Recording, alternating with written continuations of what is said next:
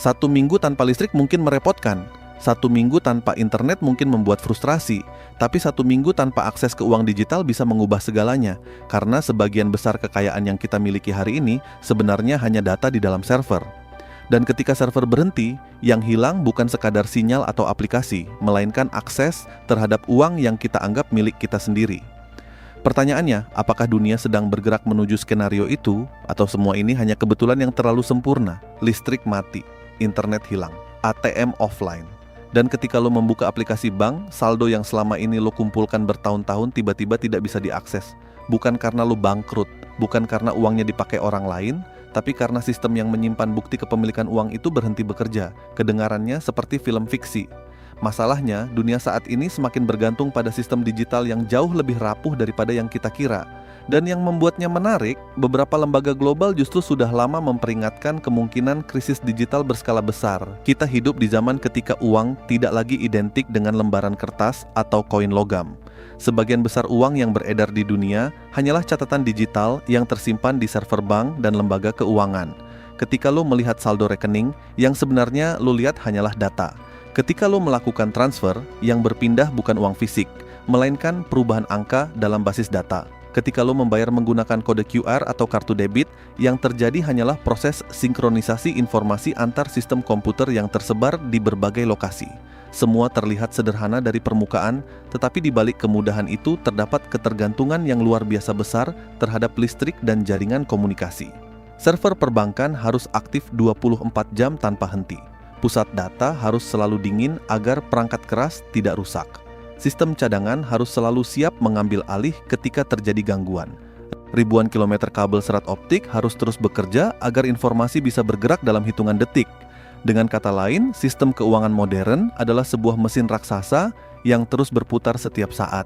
Selama listrik mengalir, semuanya terlihat aman. Selama internet berjalan, semuanya tampak normal.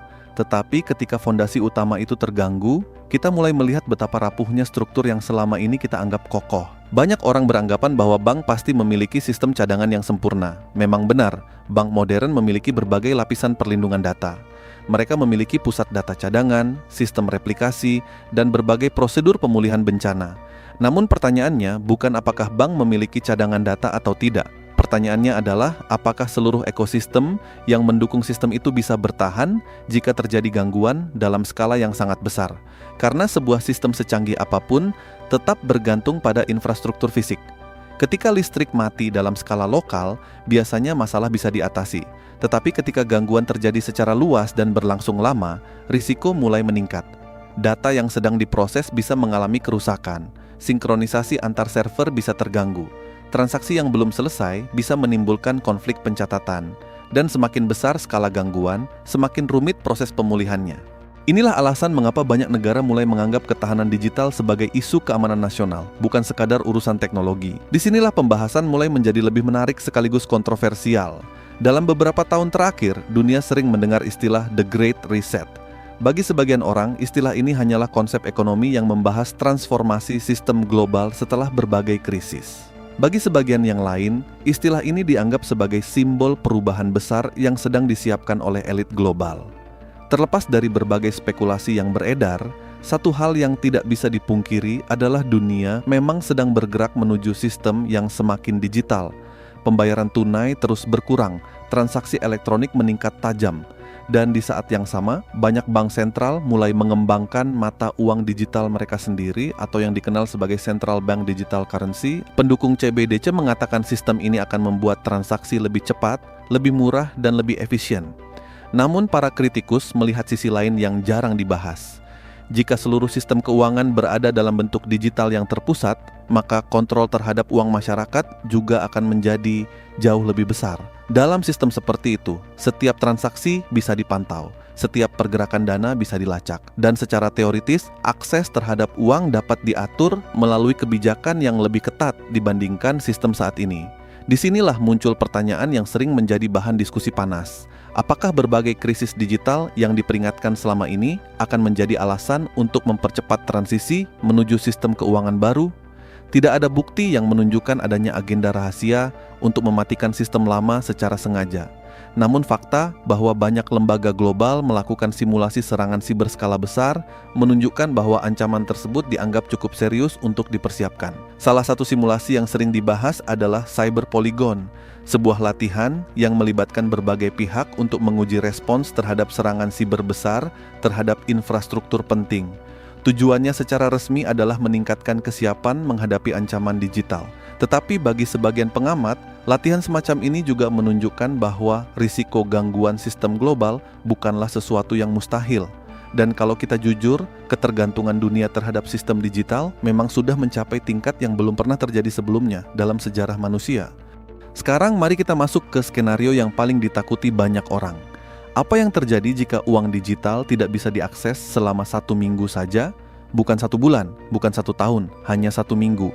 Dampaknya mungkin jauh lebih besar daripada yang kita bayangkan. Dalam beberapa jam pertama, masyarakat mungkin masih tenang. Orang-orang mengira sistem akan segera pulih. Namun ketika hari berganti dan masalah belum selesai, kepanikan mulai muncul. Supermarket kesulitan menerima pembayaran.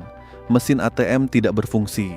Aplikasi perbankan gagal diakses. Toko-toko mulai membatasi penjualan karena pasokan barang tidak pasti. Perusahaan logistik mengalami hambatan karena sistem pembayaran dan pelacakan terganggu. Dalam kondisi seperti itu, barang yang sebelumnya tersedia melimpah bisa mendadak terasa langka. Karena itu, daripada sibuk terjebak dalam ketakutan atau teori yang belum tentu benar, ada baiknya kita fokus pada hal-hal yang bisa kita kendalikan. Persiapan bukan berarti panik, persiapan adalah bentuk tanggung jawab. Salah satu langkah paling sederhana adalah memiliki dana tunai secukupnya di rumah untuk kebutuhan darurat jangka pendek. Bukan untuk menimbun uang dalam jumlah besar, tetapi untuk memastikan bahwa keluarga tetap bisa bertransaksi ketika sistem elektronik mengalami gangguan sementara.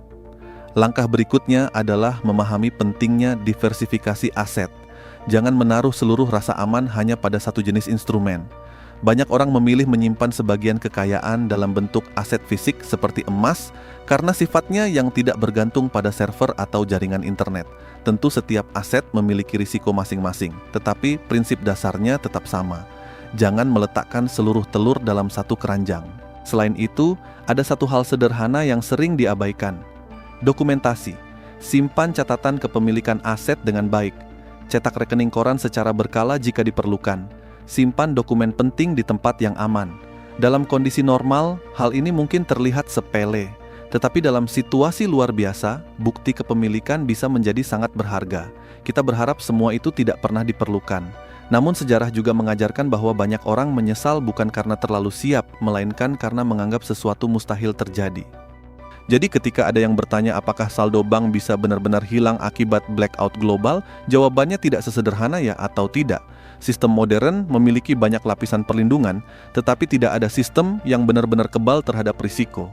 Yang terpenting bukan mempercayai setiap teori yang beredar, melainkan membangun kesiapan yang masuk akal berdasarkan fakta dan kemungkinan yang realistis. Karena ketenangan bukan lahir dari keyakinan bahwa tidak akan terjadi apa-apa. Ketenangan lahir dari kesadaran bahwa kita sudah melakukan persiapan terbaik jika sesuatu benar-benar terjadi. Kalau menurut kalian, jika besok pagi saldo rekening tiba-tiba tidak bisa diakses dan seluruh sistem pembayaran digital berhenti selama beberapa hari, apa hal pertama yang akan kalian lakukan? Tulis pendapat kalian di kolom komentar. Gue penasaran melihat bagaimana cara berpikir dan strategi yang akan dipilih oleh setiap orang. Jika kalian merasa video seperti ini bermanfaat, jangan lupa bantu dukung channel ini dengan menekan tombol suka, membagikannya kepada keluarga atau teman, dan tentu saja subscribe agar tidak ketinggalan pembahasan berikutnya. Tetap tenang, tetap kritis, jangan mudah panik, dan yang paling penting, jangan berhenti belajar memahami dunia yang sedang berubah jauh lebih cepat daripada yang kita kira.